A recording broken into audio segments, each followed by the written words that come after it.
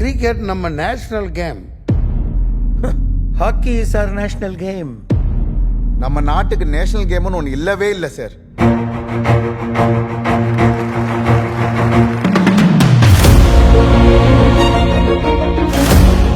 நீ ட்ராக்ல கால் வச்சுட்டனா நீ தான் ஜெயிப்பன்னு தெரியும்.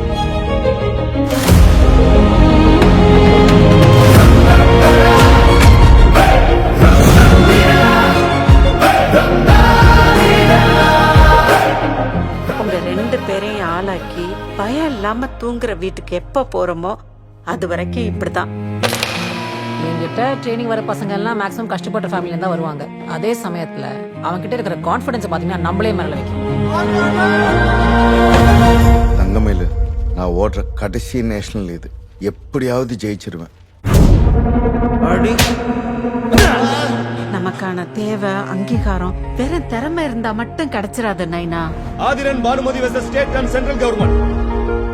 வேற வழி இல்லாம தான் லாஸ்டா இந்த கோர்ட்டை நம்பி வந்திருக்கேன் மேடம். இப்போ எல்லாம் காசு பணம் இல்லாதவங்க கவர்மெண்ட் மேல ஃபால்ஸ் அலிகேஷன்ஸ் பண்ணி கேஸ் போடுறதே ஒரு கல்ச்சராவும் ஒரு ஜாபாவும் செய்யறாங்க. நீங்க பாக்குற 20 செகண்ட் கிடையாது சார் என் வாழ்க்கை.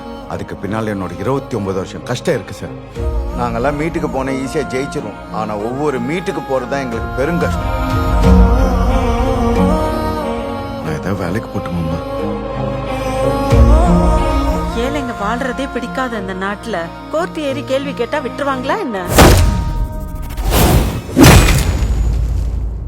நமக்கெல்லாம் விளையாட்டு மடிப்பு சாதாரண விஷயமே இல்ல ஆதி. அதான் நமக்கான விடுதலையே.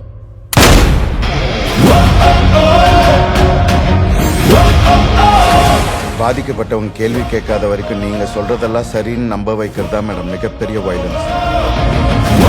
ஒரு விளையாட்டுத்துறை அமைச்சர் சாராயத்துறையை சேர்த்து பார்த்துக்கல. ஒரு சாராயத்துறை அமைச்சர் தான் விளையாட்டுத்துறையை சேர்த்து பார்த்துக்கிறார். ஏய், என்னதான்ப்பா உன் பிரச்சனை? ஸ்போர்ட்ஸ் தட்டினாலே வெறும் கிரிக்கெட் நியூஸ் மட்டும்தான் இங்க வருது.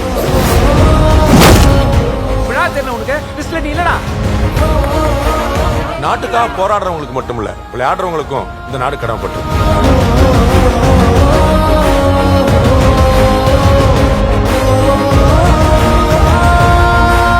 இதுங்களுக்கெல்லாம் கவர்மெண்ட் எவ்வளவு பண்ணாலும் இப்படிதான் ஏதாவது குறை சொல்லிண்டே இருப்பாங்க. அத்லெட்ல கோல்டுன்னு மார் தட்டின முக்காவாசி மெடலை வாங்குந்தே சோத்துக்கே வழி இல்லாத நீங்க சொல்ற இதுங்க தான் மேடம்.